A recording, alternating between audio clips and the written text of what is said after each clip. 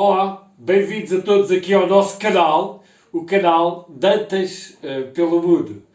E no nosso vídeo de hoje nós vamos falar sobre a Bíblia. Esse texto maravilhoso, mas ainda muito misterioso.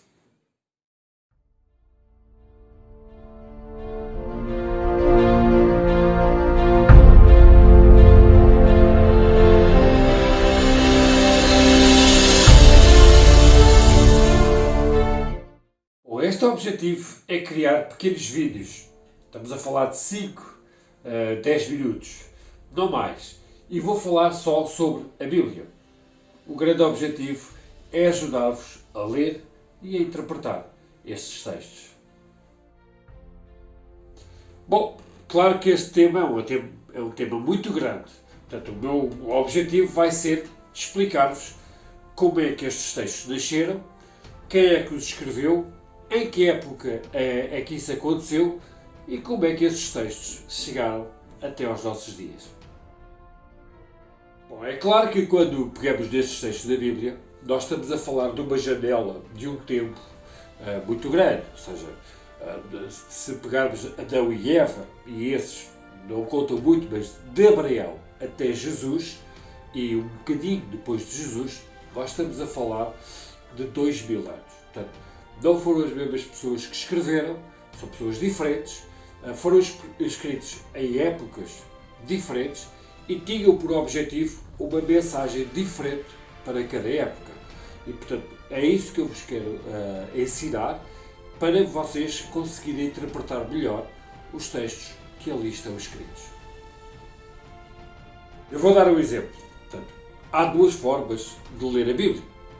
Uma delas é aquela que nós usamos bastante, que é, imaginemos que eu pego agora da Bíblia, abro o livro numa página qualquer e aquilo que eu quero é ler aquele texto para interpretar o meu dia-a-dia, o que está a acontecer hoje. E, portanto, essa é uma forma de ler a Bíblia. Portanto, e é muito engraçado, porque uma das coisas engraçadas que a Bíblia tem é que, apesar de terem sido escritos há 2000 anos, são textos atuais que me podem ajudar a interpretar aquilo que eu vou fazer ou aquilo que acabei de fazer. Mas pode acontecer um problema. Imaginem que eu abro a Bíblia agora num texto, digamos, complicado ou desagradável. Imaginem que eu começo a ler Deus matou, ou Deus mandou matar, Deus castigou, Deus pediu para se vingarem e, portanto, nós estamos a falar de textos que têm que ter uma interpretação. Porque se eu ler aquilo com os olhos de hoje, eu vou pensar assim, então afinal, Deus é mau. Não é bem isso, mas a maneira como foram escritos naquela época tinha uma interpretação. E, portanto, nós temos que olhar para a história para percebermos porque é que as pessoas escreveram daquela maneira. Depois nós temos outra situação muito engraçada. Hoje em dia as pessoas conhecem muitas histórias da Bíblia, mas o problema é que as conhecem de outra maneira que não foi a ler o texto original. Por exemplo, eu comprei um livro, A Bíblia para Crianças. Então o texto está transformado para que as crianças o entendam. Ou então eu fui a um museu e vi um quadro sobre uma passagem da Bíblia. E o quadro tem imagens que não são de há 2000 anos atrás. E a situação mais complicada são realmente os filmes. Ou seja, nós hoje temos muitos filmes sobre a história da Bíblia, nós vemos os filmes e a determinada altura nós pensamos que aquilo que lá está foi o que na realidade aconteceu, quando na realidade não é o que está escrito na Bíblia. E obviamente que isso nos engana. E é preciso, digamos, fazer essa separação. Nem tudo o que nós vimos, nem tudo o que nós lemos, nem tudo o que assistimos significa que está na Bíblia. O caso dos filmes é um caso muito engraçado, que é quando a pessoa faz um filme, ela tem uma história, mas ela depois pode criar personagens que não fictícias para romancear a história, para que a história faça sentido para as pessoas que vão ver numa hora. E muitas vezes os realizadores ou as pessoas que fizeram os filmes não têm por objetivo obedecer a uma história real e que aconteceu e que está escrita na Bíblia, no livro. Está bem? Portanto, nós temos de estar atentos a este pormenor. Eu vou só dar um exemplo, que é o exemplo mais, enfim, que as pessoas às vezes não sabem. Por exemplo, nós vemos nos filmes sobre Adão e Eva, em que eles vão a uma árvore, tiram uma maçã e comem a maçã. E chamamos a isso o pecado original. Na realidade, na Bíblia, não existe nenhuma macieira.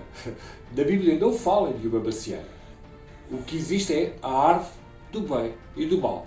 Então porquê é que nós falamos da maçã de Adão e Eva? Ficou nos filmes, ficou nos quadros que as pessoas pintaram e começámos a ver sempre uma macieira. Bem, podia ser uma laranjeira ou uma cerejeira. Não interessa. O que interessa é que, sem querer, cometemos um erro sobre o que está escrito na Bíblia. Agora, é claro que nem sempre nós, na história, fizemos uma correta interpretação da Bíblia. E isso deu origem a problemas bem graves. Deu origem a guerras, deu origem a mortes, a condenações de pessoas, por nós não sabermos interpretar os textos da Bíblia. Nós temos o exemplo do Galileu Galilei. Portanto, o que o Galileu Galilei fez, ele, cientificamente, pela primeira vez, provou que não era o Sol que andava à volta da Terra, era a Terra que andava à volta do Sol. E ele foi condenado e foi morto, porque há uma passagem da Bíblia, sobretudo da conquista da cidade de Jericó, em que Josué pede a Deus para mandar parar o Sol. E com base nessa interpretação errada, condenou-se o homem à morte, que disse que era exatamente ao contrário. E hoje nós sabemos cientificamente que ele tinha razão, ou seja, é a Terra que anda à volta do Sol. Portanto, eu tenho que vos falar da interpretação desses textos e ter cuidado para não cometermos os erros de antigamente. Então, eu quero que isto fique bem claro. Portanto, a minha ideia deste vídeo, ou destes vídeos, é ajudar as pessoas a interpretar. Portanto, é um bocadinho de conhecimento. Portanto, eu não tenho por objetivo ensinar-vos a rezar, está bem? É claro que se vocês interpretarem bem os textos e isto vos ajudar a rezar melhor, eu fico contente. Mas eu vou ter, sobretudo, uma preocupação mais científica e mais histórica dos textos da Bíblia. Então, neste vídeo, eu quero-vos explicar como é que nasceu a palavra Bíblia. Bom, o que é que isso significa? Na realidade, a palavra Bíblia é o nome de uma cidade, Biblos, que fica hoje naquilo que é o Líbano, que é um país que fica ao norte de Israel. O que é que aconteceu nessa cidade? Pela primeira vez, eles descobriram a forma de construir o papiro. E o papiro é aquilo que vai dar origem mais tarde ao papel. E foi uma das grandes transformações da humanidade, foi um dos grandes avanços que a humanidade teve. Em vez de deixou de começar a escrever em pedras e em peles e começou a escrever em papel. E, portanto, um conjunto de papiros, eles começaram a dar o nome de Biblos. E que, na realidade, hoje, um conjunto de papéis vai dar origem a um livro. Se nós quisermos traduzir, a palavra Bíblia quer dizer livros. Lembremos que antes, as pessoas, quando começaram a escrever, descobriram a escrita, os sítios onde escreviam eram basicamente pedras, rochas, edifícios e monumentos. Mais tarde vão descobrir a pele dos animais para conseguir escrever, que vai dar origem aos pergaminhos. Mas o problema dos pergaminhos era que era difícil de manter e ao fim de um tempo as letras desapareciam. Então, assim de uma forma simples, se alguém quisesse aprender a ler e a escrever, na realidade não podia ficar em casa. Tinha que ir até aos edifícios, até aos monumentos, até essas pedras, para ler e aprender a interpretar aqueles símbolos e aprender a ler e a escrever. O que o papiro na realidade veio trazer foi essa alteração, ou seja, a partir do momento que eu consigo escrever no papel, eu já não preciso de deslocar até ao conhecimento, o conhecimento podia-se deslocar até à minha casa ou até ao sítio onde eu vivia. E essa foi a grande inovação do papiro. E a partir daí, as pessoas começaram a chamar um conjunto de papiros, em honra do nome da cidade onde foi descoberta essa técnica, começaram a chamar Bíblia. Portanto, na prática, a Bíblia é um conjunto de livros, é um conjunto de papiros.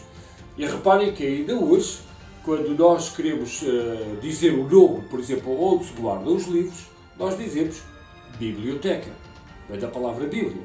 Ou, por exemplo, se eu utilizar vários livros para fazer um trabalho científico, um resumo, aquilo que eu digo é, eu descobri isto, mas eu fui buscar isto a vários livros. Então eu chamo isso bibliografia.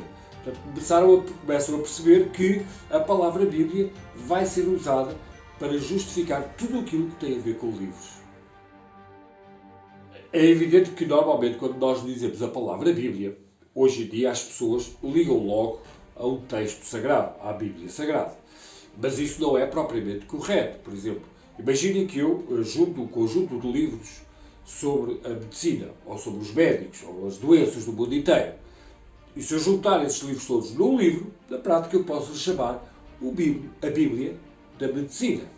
Até se quiserem dar um exemplo mais caricato, eu pego todos os livros sobre informática, compilo, junto um livro, e eu posso chamar isso a Bíblia dos computadores. Portanto, a palavra Bíblia não tem que necessariamente ter a ver com Deus. Embora a gente, quando ouve a palavra Bíblia, pensa logo nos textos sagrados. E, portanto, resumindo, esse era o objetivo deste vídeo, explicar-vos o significado da palavra Bíblia. Portanto, vem do nome de uma cidade, que é Biblos, que depois vai dar origem a muitas palavras que nós conhecemos hoje em dia, como biblioteca, bibliografia, e que só muito mais tarde é que vai ter uma ligação direta com os textos sagrados, ou seja, quando se juntaram os livros todos que falam da experiência do homem com Deus, então as pessoas chamaram Bíblia Sagrada. E é daí que vem hoje o nome de Bíblia Sagrada ou Sagradas Escrituras. Bom, eu espero que tenham gostado desta simples explicação. Ficaram a saber a origem da palavra Bíblia. E pronto, espero que tenham gostado. Já sabem, não se esqueçam de subscrever o canal, pôr um gosto, tocar lá no sininho, que é para vocês saberem quando é que os vídeos vão sair, está bem? E cá nos vemos daqui a uns dias e tudo de bom para vocês.